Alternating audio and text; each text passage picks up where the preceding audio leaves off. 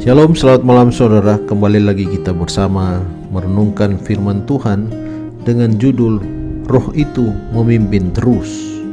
Mari kita dahului dengan berdoa. Bapa kami di surga, terima kasih Engkau selalu bersama dengan kami, dan biarlah Roh Kudus menuntun kami ketika kami merenungkan firman Tuhan. Di dalam nama Yesus Kristus kami sudah berdoa. Amin. Ayat renungan kita terdapat dalam Kisah Para Rasul 28 ayat 15. Firman Tuhan berkata, "Saudara-saudara yang di sana telah mendengar tentang hal ikhwal kami, dan mereka datang menjumpai kami sampai ke Forum Appius dan Tres Taberna. Ketika Paulus melihat mereka, ia mengucap syukur kepada Allah, lalu kuatlah hatinya." Akhirnya Paulus tiba di Roma. Bukan seperti yang diharapkannya, namun ia sudah di sana. Sejauh itu, segenap upayanya telah digunakannya di daerah Yerusalem dan Roma. Ia mempunyai cita-cita.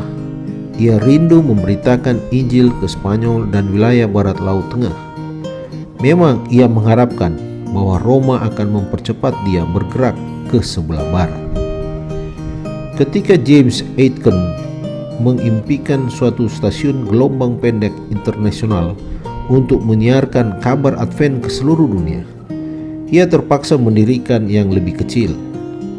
Romanya bukanlah suatu fasilitas 500 kilowatt yang menjadi milik jemaat, melainkan menyewakannya dari suatu stasiun yang dimiliki seorang Jerman di Portugal.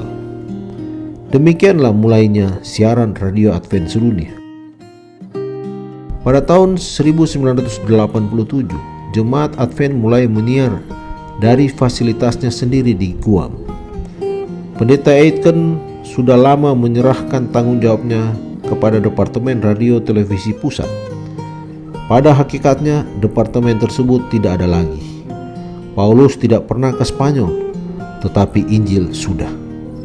Seorang yang berusia pendek dapat melakukan banyak hal, walaupun bukan semua yang diimpikannya. Tetapi jika ia tidak berkhayal, pencapaiannya akan kecil atau tidak ada. Roh itu menciptakan masa mendatang berdasarkan impian dan khayal kita. Paulus terus dipimpin oleh Roh itu, melintasi Yerusalem sampai terpenjara di Roma.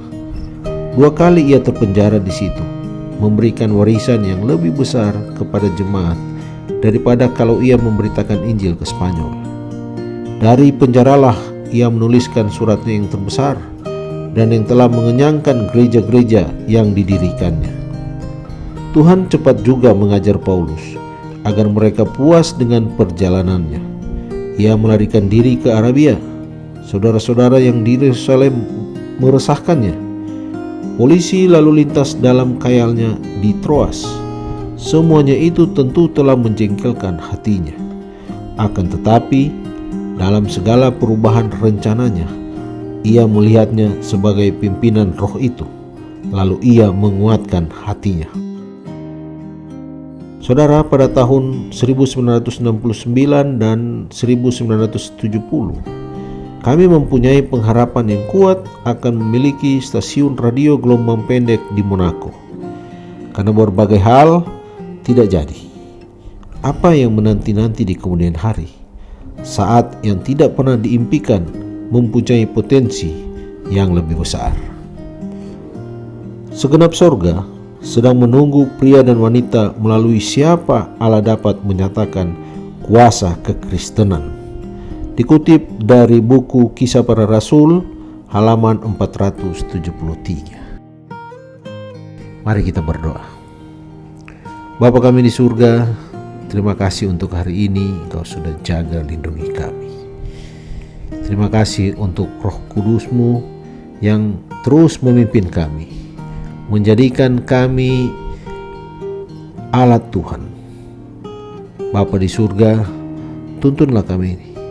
Dimanapun kami berada, kami boleh menjadi saluran kabar keselamatan, sehingga banyak orang boleh mengenal Tuhan melalui pekabaran kami.